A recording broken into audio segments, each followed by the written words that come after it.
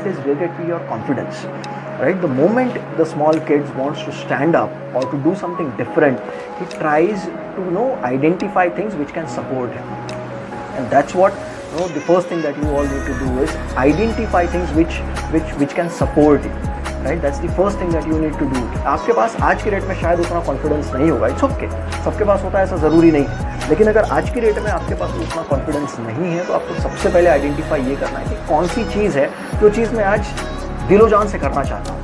आज उस चीज़ को मैं करना चाहता हूँ, लेकिन उस चीज़ को करने लायक जितना मेरे अंदर जो जिगरा होना चाहिए वो आज शायद मेरे पास नहीं है, इट्स ओके, फाइन। लेकिन अगर उस चीज़ को आपने आइडेंटिफाई कर लिया, उस चीज़ को आइडेंटिफाई करने के बाद उस चीज़ को करने के लिए जो जो चीज़ें ज़रूरी लगती हैं उन चीज़ों को आइडेंटिफाई करें, उन चीज़ों को पकड़ें और उन चीज़ों के हिसाब से आप काम करना शुरू करें, right? That's point number 1। Point number 2, जब आप इन चीज़ों को टटोलना शुरू कर देते हैं, आपको लगता है कि ओके दूसरी चीज़ मैंने ये चीज़ करनी चाहिए, ओके मैंने टटोला, मैंने देखा मुझे ये चीज़ सपोर्ट कर रही है, मैं इस चीज़ को करूँगा। दूसरी चीज़, उस चीज़ को रिपीटेड मोड में आपको करना पड़ेगा, राइट? एक बार कर करके अगर आप उस चीज़ को, अगर आपको लगता है कि आपको एक्सपर्टीज़ आ जाएगी, आपके पास कॉन्फिडेंस आ जाएगा, ऐसा होगा नहीं, इट विल नेवर हैपन। आज मैं आपके साथ जो इस वीडियो के माध्यम से मैं आपके साथ जो बात कर रहा हूँ, मेरे पास जब मैंने पहला वीडियो आज से 2-2.5 साल पहले जब बनाया था, मैं आज भी उस वीडियो को देखता हूँ और आज जब मैं आपको देखता हूँ, मैंने कई बार अपने आप को इस कैमरे के सामने रख करके अपनी बात करने की कोशिश की। आज भी मैं आपसे जब बात कर रहा हूँ, आपसे बात करने से पहले मैंने आधा घंटा अपने दिमाग को इस फ्रेम में डाला, मैंने देखा कि मैं क्या बात करने वाला हूँ, मैंने उन पॉइंट्स को एक दूसरे के सामने एक के नीचे एक लिखा और उसके बाद मैंने अपनी स्क्रिप्ट तैयार की और मैं उसके बाद उसको डिलीवर कर रहा हूँ, राइट? स्क्रिप्ट तैयार की, इसका मतलब ये नहीं कि मैंने उसको कहीं लिख करके रखा, but there is something which is there in my mind, so मैं उसको फ्रेम करके आपके सामने रखने की कोशिश कर रहा हूँ। Getting what I am saying, right?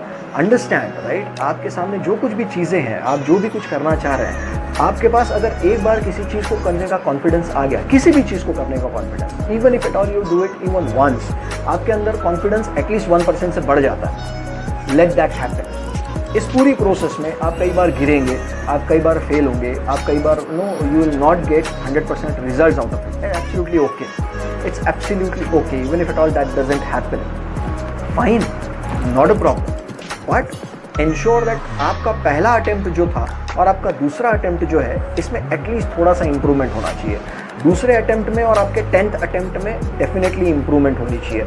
आपकी कंपटीशन सिर्फ आपके साथ है, अगर आपकी कंपटीशन आप अपने साथ करके लेकर अगर आप चल रहे हो तो डेफिनेटली आप जो भी अपनी इंप्रूवमेंट देखेंगे, पिछला आपका परफॉर्मेंस कैसा था और आज का आपका परफॉर्मेंस कैसा है, अगर उसमें इंप्रूवमेंट है, definitely yes, that's a growth, come on, move ahead, not a problem, right?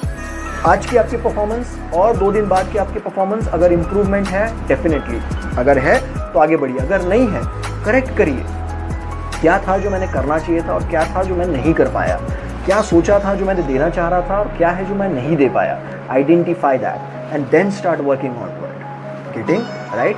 ये 2 चीज़ें आपको करनी है। पहली चीज़ आइडेंटिफाई करिए हु कैन सपोर्ट यू, जो चीज़ आज आपके पास नहीं है, देखिए, observation is the best way of learning, right? अगर आप चीज़ों को ऑब्जर्व कर रहे हैं, आसपास के माहौल में देखिए, जो भी चीज़ आप करना चाह रहे हैं, आपसे पहले किसी न किसी ने तो उस चीज़ को किया होगा, राइट? कुछ भी हो सकता है ना, पब्लिक स्पीकिंग हो सकता है अगर आप चाहते हैं, राइट? आप सेल्फ इंट्रोडक्शन अगर आप देना चाहते हैं या अगर आप कोई नई एक्टिविटी अगर आप करना चाहते हैं, फाइन, लेकिन अगर आप उन सारी चीज़ों को मैं कई बार स्टूडेंट्स का एग्जांपल मैं आपके साथ शेयर करता हूँ। कई बार मैं स्टूडेंट्स को बताता हूँ कि भैया ये चीज़ आपने बहुत अच्छी, ये चीज़ आपने करनी है, उनको मैंने बता दिया, वो करने के लिए जाते हैं, कोशिश शुरू हो जाती है लेकिन रिजल्ट नहीं मिल पाते, राइट? जब वो वापस लौट के आ रहे, मैं पूछता हूँ भैया how was it, the response is sir बहुत कुछ था लेकिन कॉन्फिडेंस थोड़ा कम पड़ गया तो मैं नहीं कर पाया। It's okay, fine.